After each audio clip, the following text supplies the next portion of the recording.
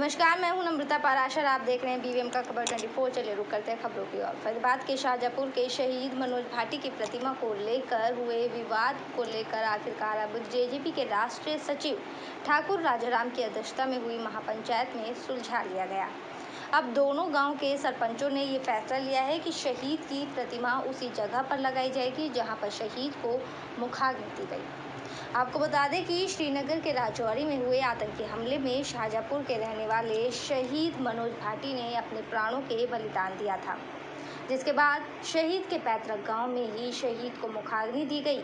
लेकिन शहीद की प्रतिमा को लेकर पिछले कुछ दिनों से विवाद खड़ा हो गया था, क्योंकि जहां शहीद को मुखाग्नि दी गई थी वो जगह शाहजहाँपुर गांव के पंचायत में नहीं आती। उस जमीन का मालिकाना हक फुजुपुर गांव की पंचायत के पास था। दोनों गांव के पूर्व सरपंच और मौजूद लोगों ने बैठकर एक महापंचायत की, जिसमें दोनों गांव की सहमति के बाद इस मामले को सुलझा लिया गया। महापंचायत में फैसला लिया गया कि जहां पर शहीद को मुखाग्नि दी गई थी उसी जगह पर शहीद की समाधि बनाई जाएगी। 30/8/2022 को श्री राजाराम जी ठाकुर साहब प्रदेश अध्यक्ष की अध्यक्षता में दोनों गांवों की और अन्य दूर दराज से आए पंचों में से मिलकर के सब एक पंचायत का आयोजन हुआ, जिस पंचायत में दोनों पक्षों ने बड़ी शांतिपूर्वक और पूरे सर्वसम्मति से निर्णय लिया कि शहीद की मनोज भाटी की जो शहादत है, जहां पर उसका अंत्येष्टि हुई थी, क्रिमेशन हुआ था, अंत्येष्टि वाले स्थान पर ही शहीद मनोज भाटी की शहीद स्मारक बनेगा। उस पर अब किसी प्रकार का हमारी पूरी बिरादरी में, समाज में कहीं भी कोई किसी प्रकार का विवाद नहीं है और उस विवाद को हम सभी पंचों ने मिलकर बड़े प्यार और सम्मान के साथ एक दूसरे के कंधा से कंधा मिलाकर उसको निपटा दिया है, ताकि आगे भविष्य में ऐसी।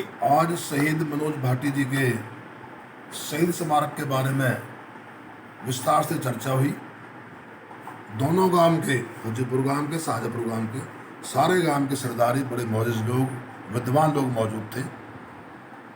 चर्चा का विषय, मुख्य मुद्दा समाधि का था। बड़ी सौहार्दपूर्ण, बड़ी शांतिप्रिय ढंग से पंचायत हुई।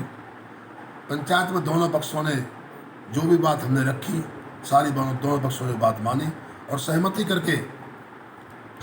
करके ये फैसला हुआ।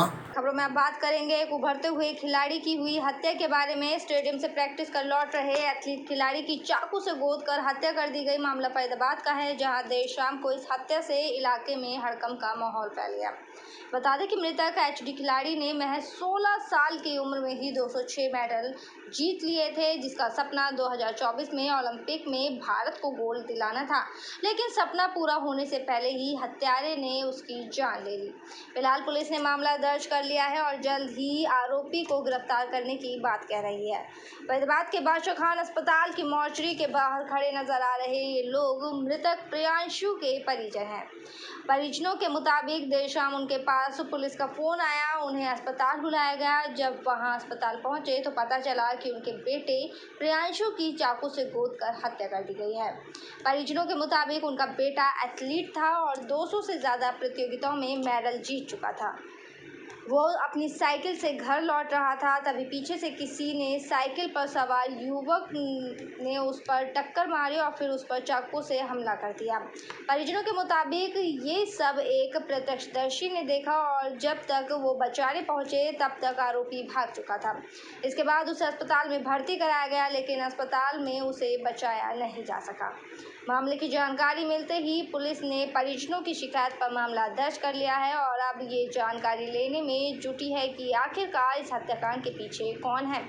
हालांकि परिजन अभी भी किसी पर शक नहीं जता रहे हैं, इसलिए पुलिस स्टेडियम में आने वाले बाकी खिलाड़ियों से भी इस मामले की पूछताछ कर रही है। पुलिस का दावा है कि जल्द ही आरोपी को गिरफ्तार कर लिया जाएगा।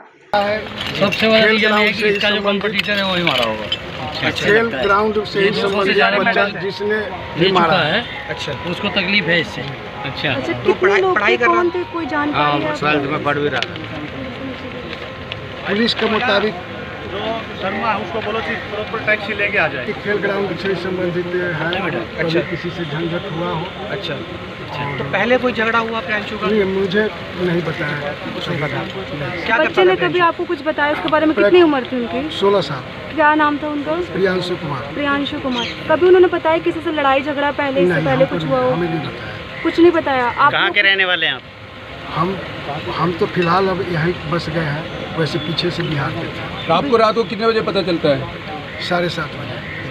7:30 बजे खेलों के अलावा क्या करते थे प्रियांशु? पढ़ाई करता था। पढ़ाई कौन सी क्लास में पढ़ते? 12वीं में पढ़ रहे थे। फाइनल में। क्या नाम है आपका? मेरा नाम मनोज सिंह है। एक खिलाड़ी की हत्या कर दी गई, रंजिशन, क्या कहेंगे आप? ये बहुत बुरा हुआ जी। और जो जिस तरह बच्चे अपना वहाँ एथलीट की तैयारी करने जाते हैं, आगे से कोई भी माँ बाप अपने बच्चे को ऐसे मैदान में दौड़ने के लिए नहीं भेजेंगे। सबको खतरा है प्रशासन का यहाँ पे। ये कल कोई 7 बजे के आसपास का मैटर है। एक लड़का है प्रियांशु और संजय कॉलोनी सेक्टर 21 का रहने वाला है। ये जब 3-4 दिन पहले प्रैक्टिस इसने ज्वाइन की थी यहाँ पे। इससे पहले लखनऊ प्रैक्टिस करता था। तो प्रैक्टिस करके जब निकला घर की तरफ चला तो ग्राउंड से करीब 1 किलोमीटर दूर सिल्वर सिटी मॉल के पास जैसे ही पहुँचा तो पीछे से ही एक साइकिल वाले ने इसकी साइकिल में टक्कर मारी और ये मौके पे गिर गया। और जिसने टक्कर मारी उसने इस पर चाकू से हमला कर दिया। उस हमले में इसको 2 चोटें लगी हैं और उन 2 चोटों के बाद ये जब ज़मीन पे पड़ा रहा तो एक राहगीर ने 112 पे कॉल की और 112 पहुंची और 112 इसको तुरंत हॉस्पिटल लेके आई, जहां कुछ समय बाद इसको डॉक्टरों ने मृत घोषित कर दिया। तो क्या कोई सर रंजिश बताई जा रही है क्या? अभी इस संबंध में हम अनुसंधान कर रहे हैं और ये सब बातें जब तफ्तीश पूर्ण हो जाएगी तभी हम आपको बता पाएंगे। बात करेंगे बढ़ते मौसम में फैल रही बीमारी के बारे में। मौसम के बदलते मिजाज में अस्पतालों में मरीजों की संख्या बढ़ा रही है। लगातार मरीजों की संख्या बढ़ रही है। अगर आंकड़े की बात करें तो डॉक्टर कहते हैं कि आम दिनों की तुलना में 20% मरीजों की संख्या अस्पतालों में बढ़ी है। अगर लोग सावधानी बरते तो निरंतर बढ़ रही मरीजों की संख्या घट सकती है। दिखाई दे रहा है नज़ारा फैजाबाद के बल्लभगढ़ के एम्स ब्रांच की ओपीडी का है, जहां मरीज इलाज करवाने के इंतज़ार कर रहे हैं। ओपीडी में मरीज की संख्या तो रहती है, लेकिन पिछले 2-3 दिन में ही ये संख्या काफ़ी बढ़ी हुई देखने को मिल रही है।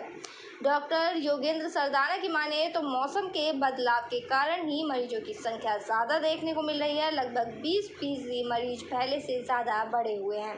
इसलिए लोग अपने घरों का पानी, कूलर का पानी बदलते रहे और गमलों की सफाई के अलावा मच्छरों से बचाव भी ज़रूरी है। ज़्यादा तो फीवर के वायरल बहुत ज़्यादा चल रहा है, कफ कोल्ड ज़्यादा हो रहा है और स्किन के पेशेंट ज़्यादा बढ़ रहे हैं, तो इस तरह के ज़्यादा पेशेंट आ रहे हैं ओपीडी में। ओपीडी की बात की जाए तो कितने ओपीडी की? ओपीडी कम से कम 20% बढ़ चुकी है आम उससे सीज़न चेंज होने से।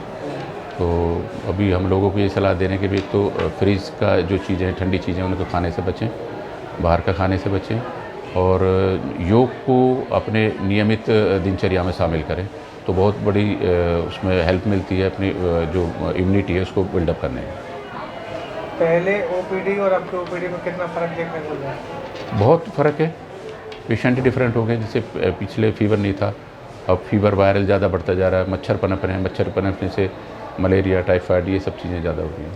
तो आज ओपीडी की बात की तो कितने मरीज आपके पास आए? मैंने 115 पेशेंट देखे सुबह से अभी तक। अच्छा। और आम दिन में करीब 80-85 इतने पेशेंट आते थे। तो ज़्यादातर उल्टी दस्त? उल्टी दस्त के कम आ रहे हैं, लेकिन वायरल के ज़्यादा आ रहे हैं, फीवर के ज़्यादा। हाँ जी, हाँ जी। क्या कारण है?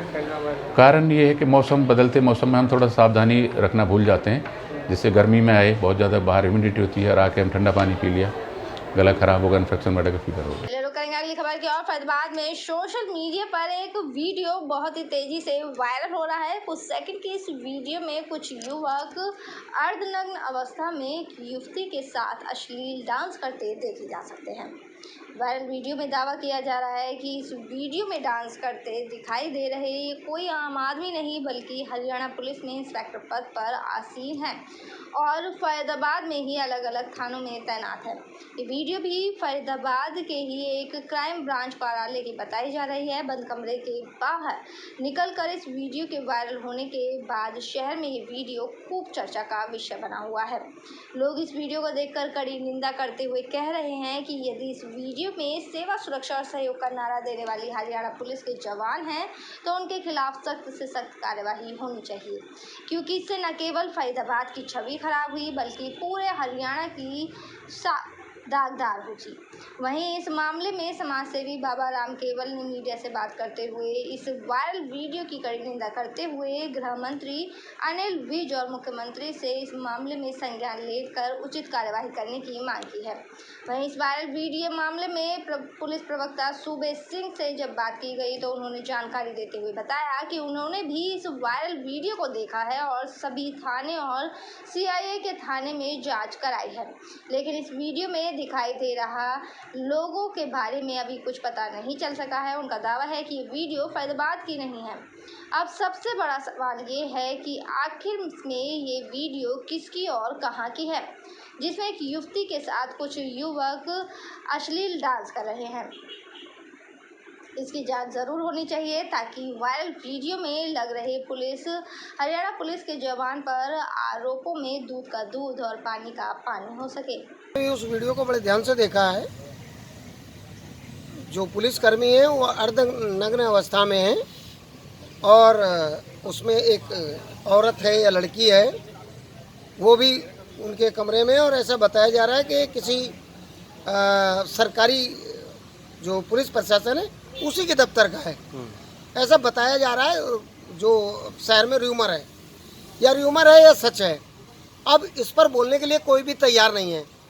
और मेरा ये कहना है कि अगर पुलिस के जो नज़रिया है, जो पब्लिक का नज़रिया पुलिस के प्रति, वो तो पहले ही ख़राब है, और अगर इस तरह की वीडियो वायरल हो रही हैं और अगर सही में ऐसी हरकतें कर रहे हैं तो ये तो हमारे शहर के लिए भी दुर्भाग्य की बात और पूरे हरियाणा पुलिस के लिए ये दुर्भाग्य की बात है। इस तरह इस पर जांच होनी चाहिए। और जो भी ये जो एक वीडियो जो वायरल हुआ है देखा मैंने, उसमें ये जो सीए की आप बात कर रहे हो, मुझे लगता है कि आप गलत कह रहे हो। ये हमारे किसी भी सीआईए में तैनात नहीं है ये मुलाजिम, और पहले तो क्लियर ही नहीं दिख रहा है। और दूसरी बात ये है कि सभी सीआईए से पता करवाया है तो यहाँ का कोई मुलाजिम इस तरह की गतिविधियों में इन्वॉल्व नहीं है। पहले खबरों में बात करेंगे अब गणपति महोत्सव के बारे में। पलवल में गणपति महोत्सव के अवसर पर घर व पंडालों में 10 दिन तक पूजा पाठ करके ये उत्सव मनाया जाएगा। गणपति महोत्सव के अवसर पर शहर के कई स्थानों पर पंडाल लगाए गए हैं और बड़ी धूमधाम के साथ त्योहार की तैयारी की गई है। शहर में गणपति महोत्सव को लेकर भक्तों में काफ़ी जोश देखने को मिला। गणेश की मूर्ति की खरीदारी जोरों से की गई। 10 दिन तक के महोत्सव के उपरांत यमुना जी में गणपति का विसर्जन किया जाएगा और बहुत ही धूमधाम के साथ गणपति जी को विसर्जन के लिए ले जाया जाएगा। गणपति महोत्सव के आगमन को लेकर शहर में उत्सव मनाने के लिए स्थानीय भक्तों के द्वारा शहर में गणेश की मूर्ति बेचने वाले स्थानों पर भक्तों के द्वारा खरीदारी हुई और 10 दिन के गणपति महोत्सव को लेकर भक्तों में उत्साह उमंग को देखते हुए अपने घरों पर व पंडालों में गणेश जी की पूजा को लेकर लोगों में काफ़ी जोश देखने को मिला। कोरोना काल के चलते पिछले 2 वर्षों से गणपति उत्सव न मनाने को लेकर स्थानीय लोगों में काफ़ी मायूसी भी देखी गई थी, लेकिन इस साल गणपति उत्सव जिले में शहर के कई स्थानों पर पंडाल को बड़े भव्य तरीके से सजाकर महोत्सव मनाने की तैयारी शुरू की गई है। वहीं जानकारी देते हुए बताया गया कि 31 अगस्त से गणेश चतुर्थी के पावन अवसर पर घरों में गणपति बैठाने के लिए सभी प्रकार की तैयारियां की गई हैं। वहीं मूर्ति बेचने वाले राजस्थानी शिल्पकार सोनू ने गणपति महोत्सव को लेकर जानकारी देते हुए बताया कि पिछले 2 सालों से कोरोना संकट के चलते किसी भी प्रकार की मूर्ति नहीं बेची गई, लेकिन कोरोना संकट से स्थानीय लोगों को निजात मिलने पर इस वर्ष गणपति महोत्सव जिले के बड़ी धूमधाम से मनाया जा रहा है, जिसको लेकर लोगों ने गणपति मूर्ति को खरीदना शुरू कर दिया है। पिछले कई दिनों से लगातार स्थानीय भक्त गणेश की मूर्ति की खरीदारी भी कर रहे हैं और गणेश की मूर्ति खरीदने के अवसर पर हिमानी ने जानकारी देते हुए बताया कि वो अपने घर में पिछले कई वर्षों से गणपति उत्सव की बड़ी धूमधाम के साथ मना रहे हैं। 10 दिन तक गणपति जी की पूजा आराधना की जाती है। 10 दिन के बाद नज़दीकी यमुना में गणपति की मूर्ति विसर्जित की जाती है। मान्यता है कि प्रथम पूजनीय गणेश जी की आराधना सभी के लिए बेहद ज़रूरी है। हालांकि पिछले 2 सालों से गणपति उत्सव घरों में धूमधाम से नहीं मनाया जा रहा था, लेकिन इस साल भक्तों की आस्था को देखते हुए 10 दिन तक घरों में गणपति महोत्सव बड़ी ही धूमधाम के साथ मनाया जाएगा। तो लेने आए हैं, गणपति जी का उत्सव मनाया जा रहा है, इसलिए आप गणपति ले रहे हैं? हाँ जी। तो क्या है इसकी, क्या मानता है और क्यों आप गणपति जी ले जा रहे हैं? हम हर साल 10 दिन के लिए इनको अपने घर में विराजमान करते हैं और उसके बाद इनका विसर्जन करने जाते हैं। तो विसर्जन कहाँ करते हैं आप? जमुना जी में। तो 10 दिन तक सेवा करते हैं आप? हाँ जी। तो ये जो गणपति जी का उत्सव है ये कब है? ये 31 से शुरू होगा। तो 10 दिन तक चलेगा? हाँ जी।